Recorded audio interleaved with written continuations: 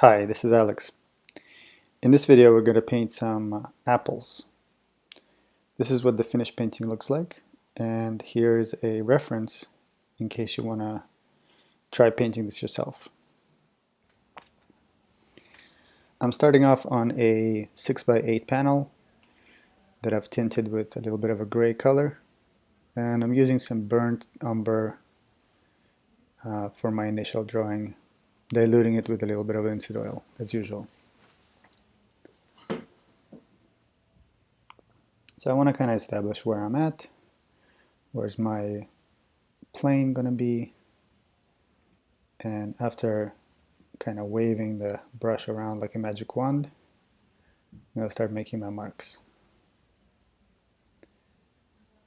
Not trying to be exact here, just trying to kind of find my general composition, overall where things are going to appear on this surface.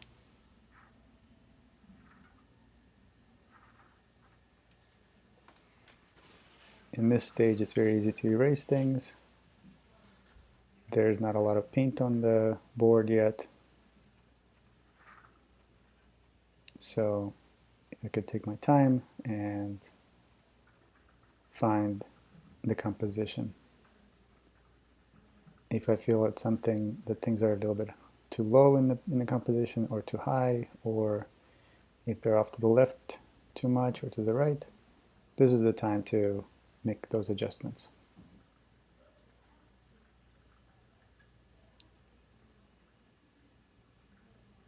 Generally finding where those tops are, where the stem fits, as well as kind of overall where my darks are going to be.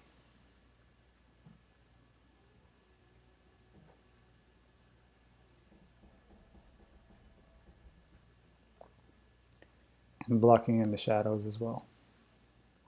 I'm using a bristle brush for this initial drawing. I believe it's a number 2. Something that's got some stiffness to it, so I can use it as almost like a piece of charcoal or a pencil.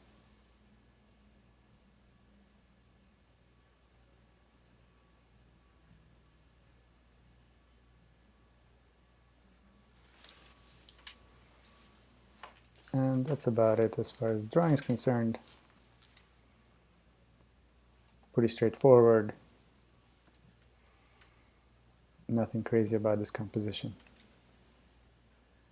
Now I'm just going to block in where my lights and darks are going to be, more or less, and this will serve as a good kind of base for when I go back in with my actual color.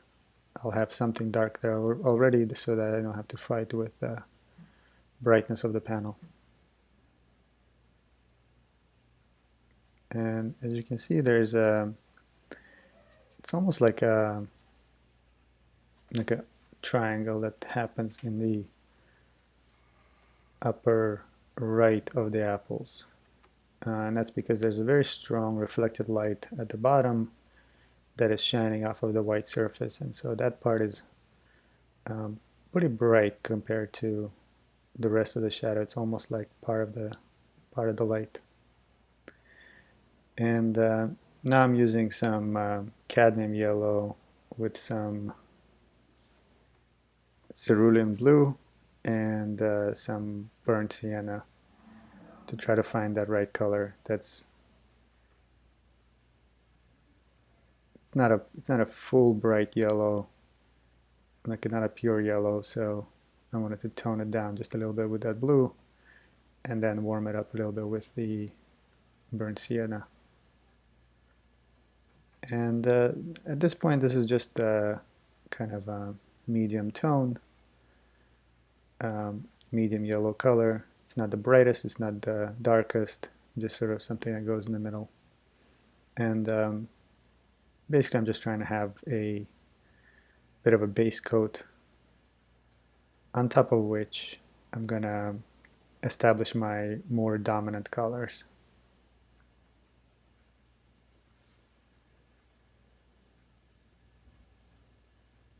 And while I'm doing this, I'm paying attention to the relationships between the different edges. So this edge of the front apple versus the one on the left, how bright is that edge compared to the more shadowed side on the other side.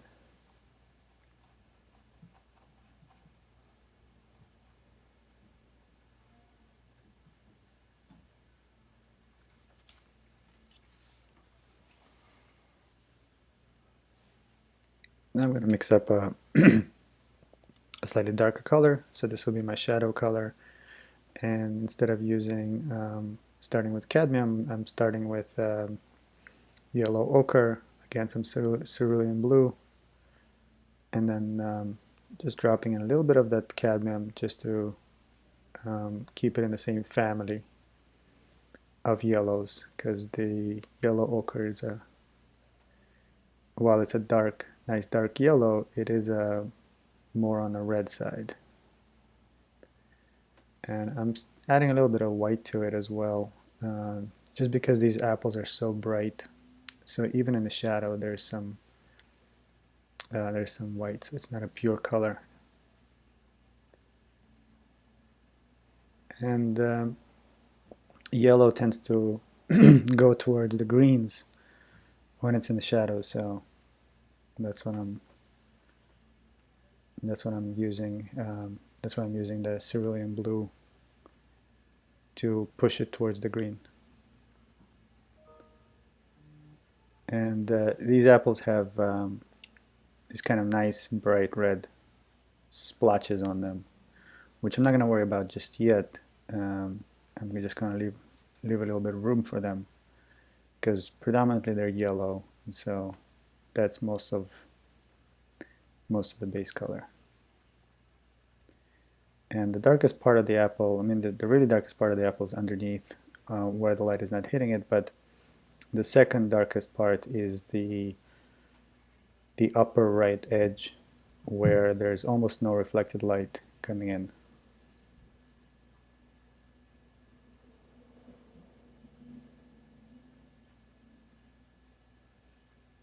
And at this point when I'm putting down my shadows, I want to get rid of almost all of the initial drawing color, especially kind of in the edges between the lights and the darks, between the different apples.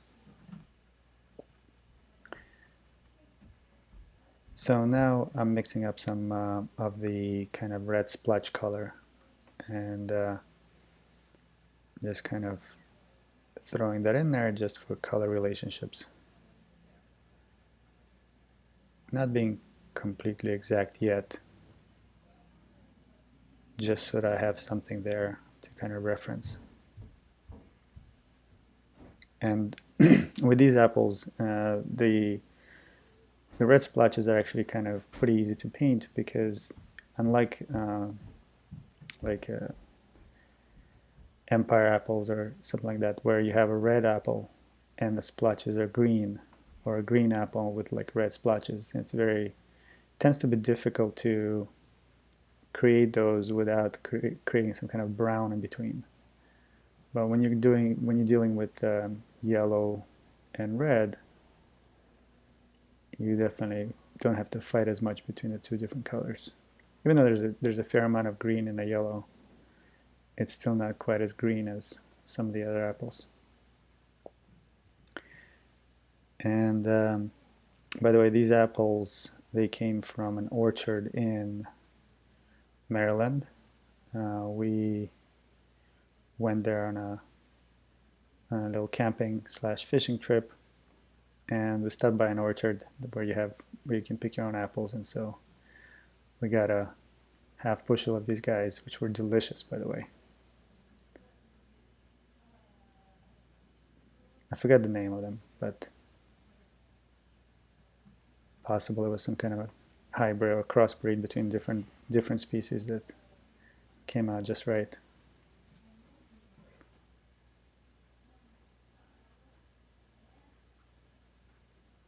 It's always nice to paint fruit and vegetables that didn't come from the supermarket, Usually you get much more character and much more sort of life in them, a variety, rather than these kind of perfect, shiny supermarket apples. They also taste a lot better.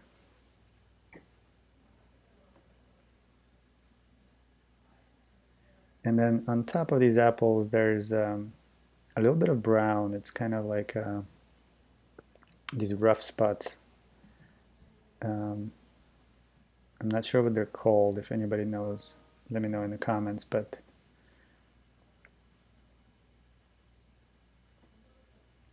there's a little bit of that color on top, so I'm trying to drop some of it in as I'm going along.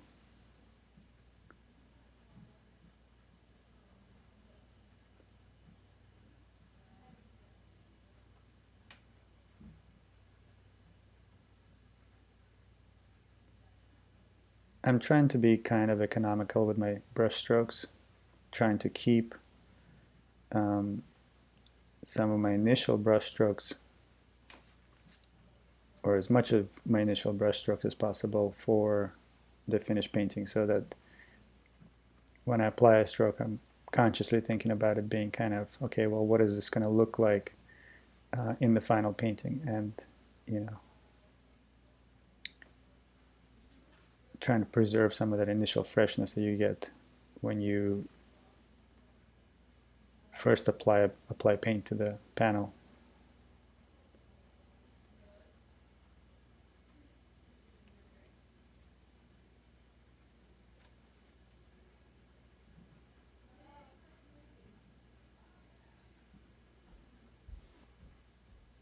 And obviously things are going to be much brighter in the sort of upper left area, and as they go around, they're going to get darker. And as you get to the bottom, you're going to get that very strong reflected light off of the white table. The way I have these set up is on a white surface with a blue backdrop, which I thought would look nice, kind of helping sort of bring up the yellow and the green. It's a bit of a complementary color to that. So, but then what happens is that blue in the background is going to start reflecting off of everything. So before I get too far in, I want to put that down in the background and make sure that I'm sort of conscious of all those color relationships and how they bounce off of each other.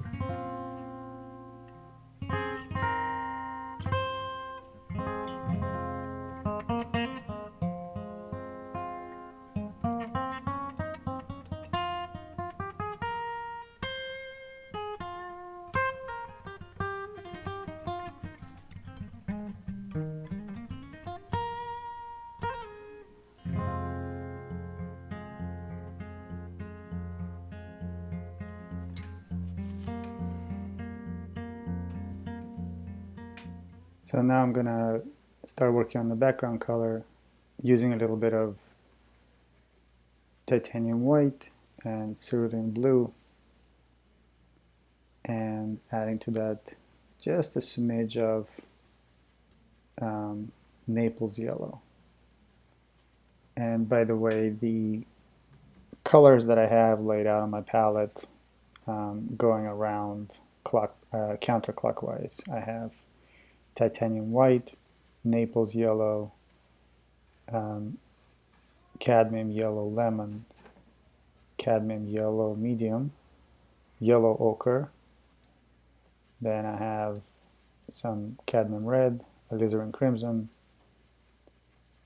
burnt sienna, burnt umber, ultramarine blue, and cerulean blue. And the difference between those two last ones, the ultramarine blue is a much darker and more transparent and a warmer color than the cerulean blue.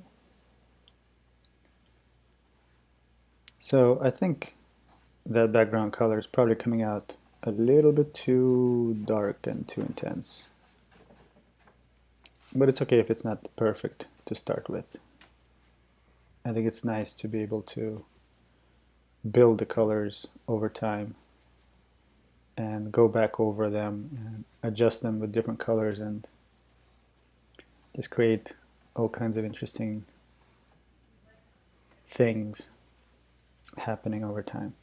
Like I'm adding a little bit more yellow to the color.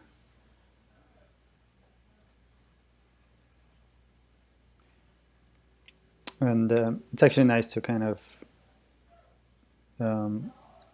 share some of the colors across the panel. So if you have a yellow subject, bring some of those yellows into the background, into the surface, and just let them all kind of mix in with each other and play around in the same playground. It'll make the painting overall feel more homogeneous. And one thing you'll notice looking at the reference is that that same blue that's in the background finds its way into the shadows, into the drop shadows underneath the apples. And I know the reference photo doesn't have the same colors as my painting because the white balance is probably a little bit off, but if you compare the background color to what's happening just to the right of that apple, it's almost the same. It's just kind of darker, slightly darker, and a little less saturated. So while I have my background color on the paintbrush, I'm going to go ahead and throw some of those in there into the shadows. Again, as a base color, as a beginning of that color, and not necessarily the final color. So now I'm going to work on the white surface that everything is sitting on. And even though the surface is white, it picks up a lot of the colors that are around it. So whenever there is blue background behind the surface, that blue is going to get reflected in the white, and it's going to cool it down quite a bit. And then whenever there's apples behind it, there's yellow apples, then that yellow is going to get picked up, and that's going to get reflected in the background, I mean, in the surface. And then the same thing happens with lights and shadows too. So if we have the shadow of the apple behind it, then that's going to get reflected into the surface as well. So it's nice to be able to try to notice those things and capture them in your painting. And different surfaces are different. This one happens to be kind of a more of a slick, shiny surface, so it does pick up a good amount of colors from the back. But same thing will happen. Same thing will happen with like a wood surface. Depending on how shiny it is, it'll reflect things to a greater or lower degree.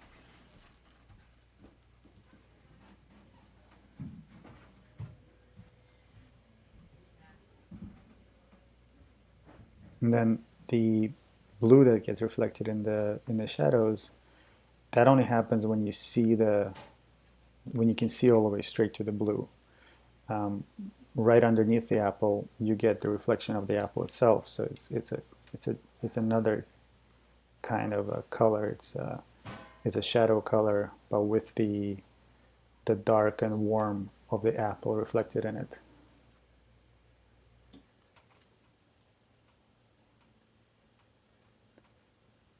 And there's a little bit of that pink that gets reflected in it as well.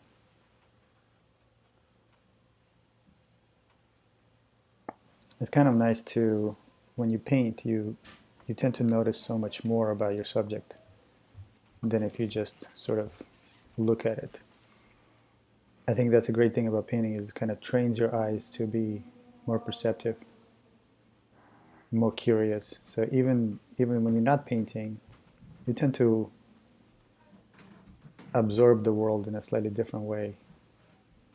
sort of through a painter's eyes and see things a little bit differently.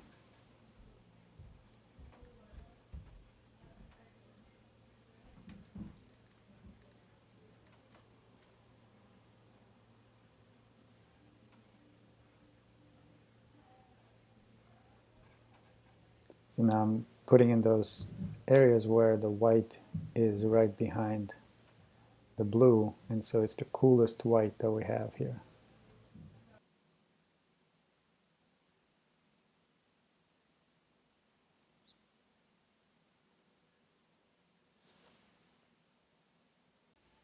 And then the ledge of the table, that's a whole other color because that's reflecting the room on the other side, basically where I'm at right now.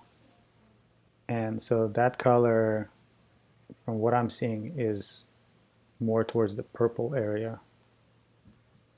So I'm going to try to capture that. It's also a little bit darker because it's catching a little bit less light.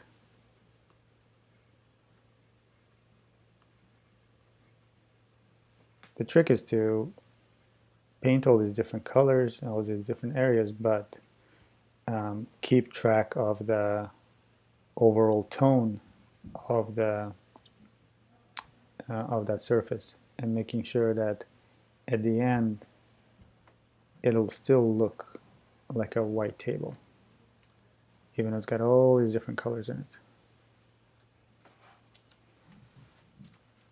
And then we'll see how it comes out in the end.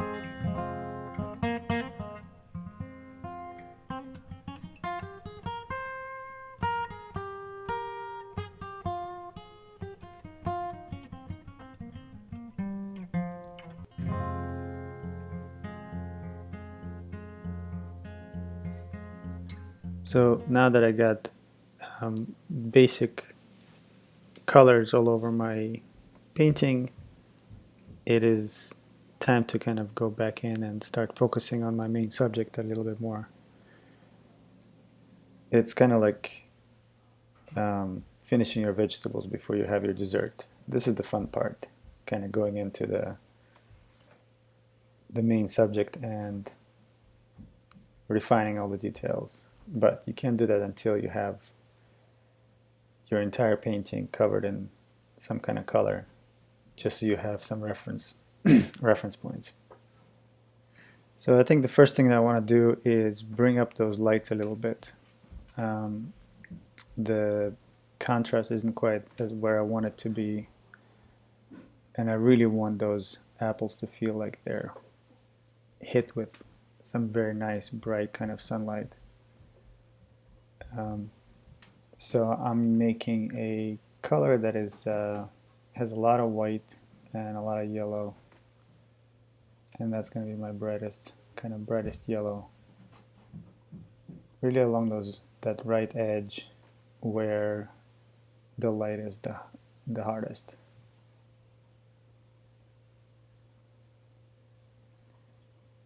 And then of course I'm going to have to think about the same thing for the red blotches.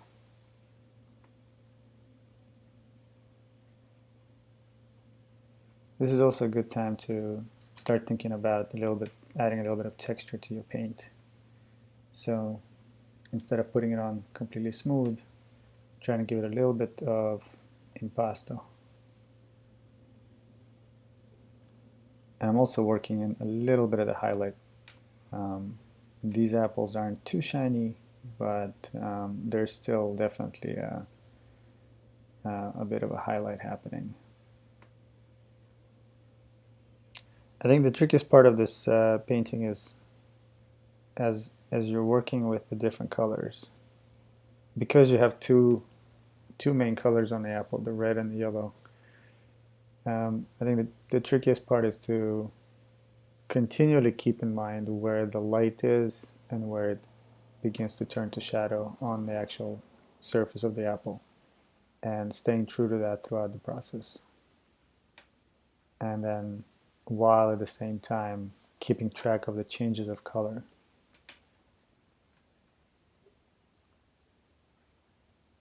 Because once you sort of dab a little bit too much light color into the shadow, then it immediately becomes apparent, and it sort of breaks the illusion of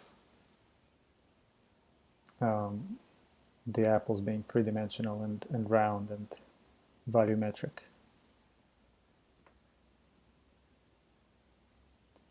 Alright, I think I'm going to paint for a little while. I'm going to put on some music, and we'll see you in a little bit.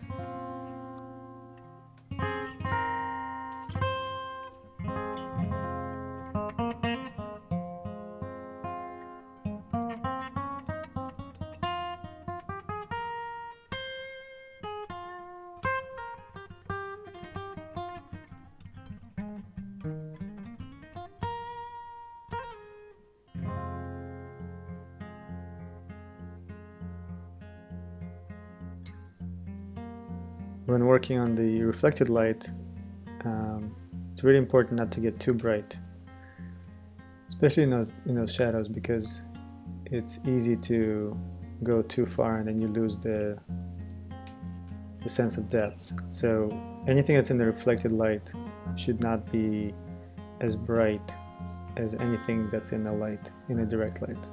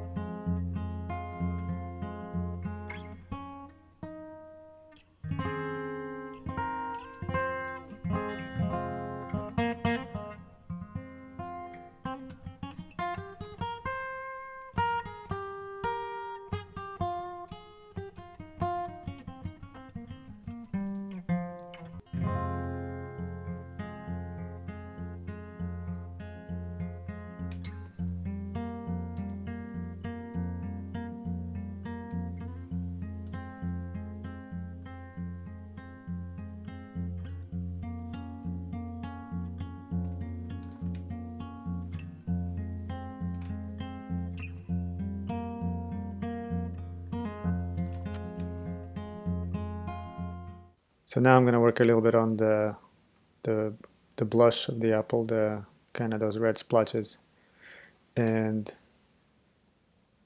partially I need to get them a little bit darker in the shadows, but even more importantly, I think I need to bring up the light parts even more, because right now it feels like the brightness of the yellow is inconsistent with the darkness of the reds in the highlights.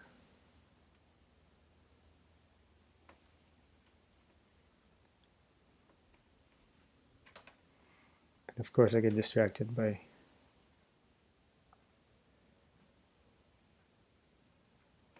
fixing some of the edges, but it's alright. Give me a second and I'll get back into the blush of the apples.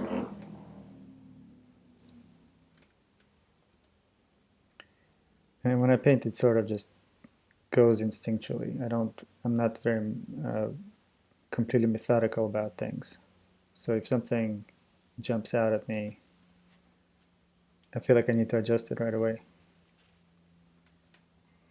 Especially at this stage of the painting where I sort of have a good foundation already and things are kind of flowing along. So now we'll create a highlight version of that blush color, which is alizarin crimson, some titanium white, and a little bit of cad yellow, and drop it in where I feel it's the brightest areas. It's not always red, there's some variation in it. As it approaches the yellows, it gets more orange. So I'm trying to capture those variations. Now the truth of the matter is, you can get away with a lot as far as lights and shadows and the colors of the surface of the apple, as long as you have a well-placed and properly kind of balanced highlight, because the highlight will do a lot of the heavy lifting of actually making the apple look round. It's a very small thing, just like a little blotch of light, but somehow that sends a signal to our brains that it's round. So what I'm doing now is I'm just taking some of the background color, and just like I added some yellow to the background color, now I'm adding some of the blue to the apples to create a little bit more of a harmony and balance. And these are things that I'm seeing in the apples also. There's a little bit of light that gets reflected into the edges of the apples. Can go overboard, but it's definitely there, and it sort of helps to create harmony in the painting.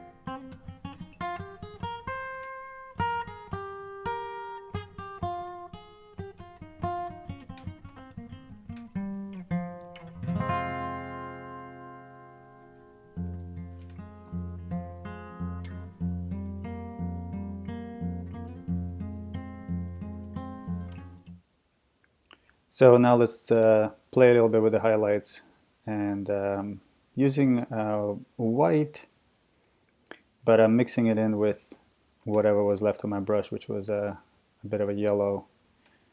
So you don't want to use pure white in the highlights. It should always be tinted with something. So in this case, because the apples are so yellow, there's a little bit of that yellow coming in through the highlight as well. And you can see what I was talking about, where the highlight does so much of the heavy lifting of making those apples look round.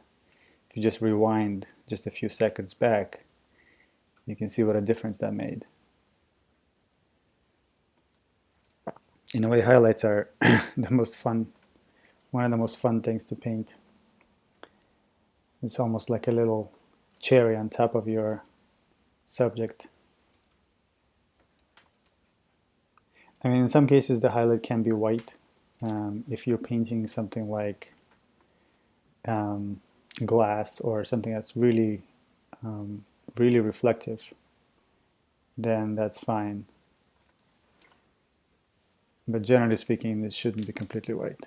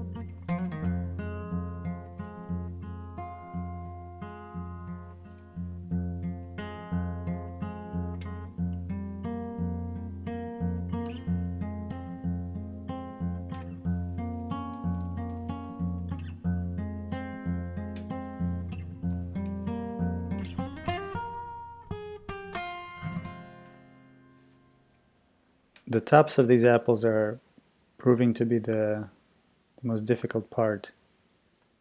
And I think that's because there's a lot of form to describe there, but there's also a lot of variety and variation in colors and textures that happen there, as well as all the things that you have to think about, like reflected light and shadow. So I've kind of played around with those for a while until I got it right. Those surfaces that are closest to us will catch some of the blue reflected from the background, because that's where the apple kind of turns away from you completely. And it's those surfaces that are almost parallel with your eyesight that will catch the most reflection. Same thing on the edges, around the edges of the apple.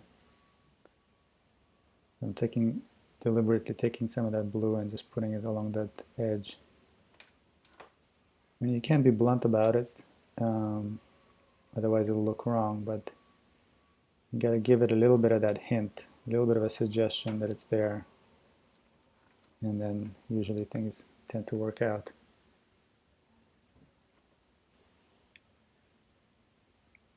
There's a little bit of that also on this apple on the right. And kind of the beauty of painting with oils is that you already have color underneath, and so even when you're taking something that's a little bit off, like a color that, like this blue, when you apply it, it'll mix in a little bit with the colors underneath, and it'll sort of blend and almost automatically homogenize, as long as you don't go too crazy and get like a big thick splotch and just drop it in there. So now I'm just kind of fixing up the little edges. My horizon lines, I always have trouble with horizon lines. It's never straight for some reason. I should just learn my lesson and just use a ruler, but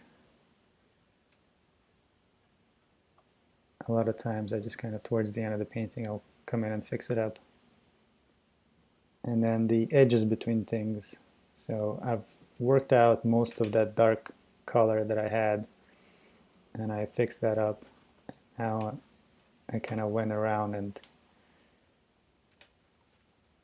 got those edges blended in. And just highlighting a little bit more that reflection of yellow in the white surface here.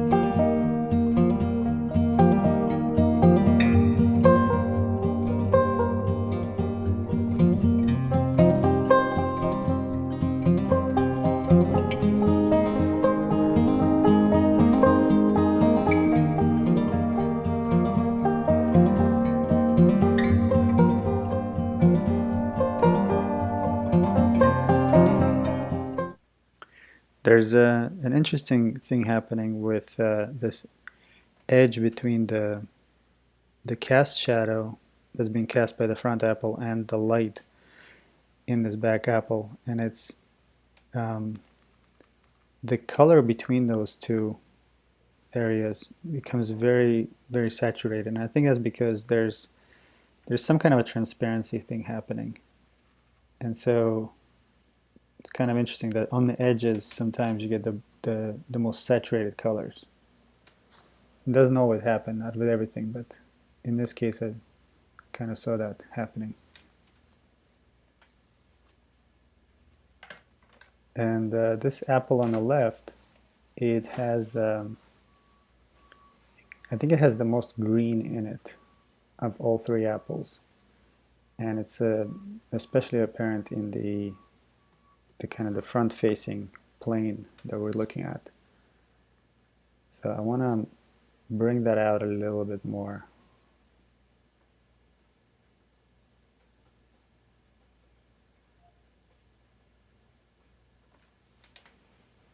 I think it probably needs to go a little bit more green than that. But not too much. I think subtlety is the name of the game here. So it's kind of funny that each one of these apples has its own little personality.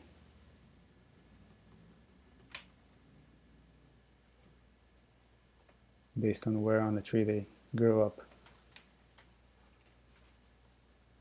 That feels better.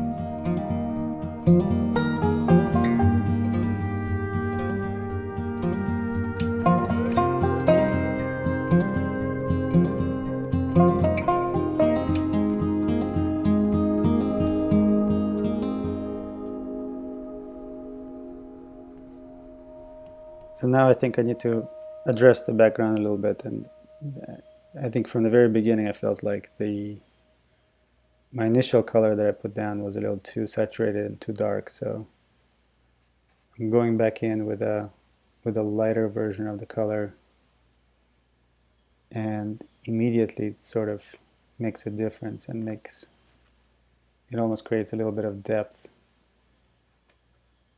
as you're looking kind of past the apples into the background.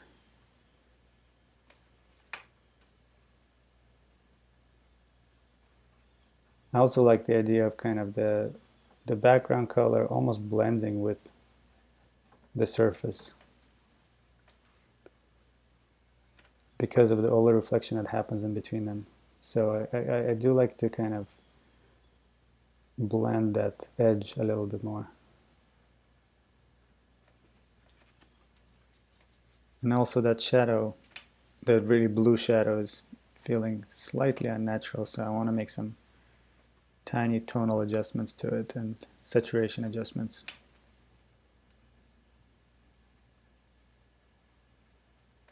It is still a shadow after all, so it needs to be darker than the background. That helps. And some of that same color peeks in the shadow of the middle apple as well.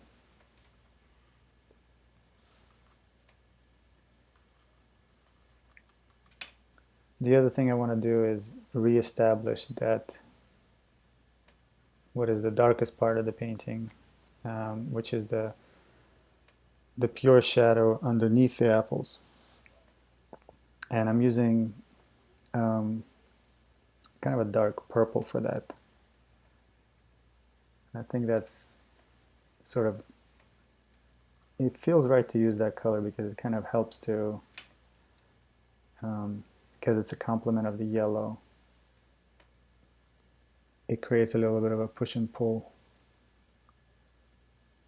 in that area. Kind of helps the shadow recede further down without being muddy and too brown. Kind of carries through that idea that there's light everywhere, even in the shadows. Some of that purple is kind of acting as light. All right, I think with this I'm just about done. I hope you enjoyed this painting. Let me know what you think in the comments. It's a pretty quick one, a little bit under an hour.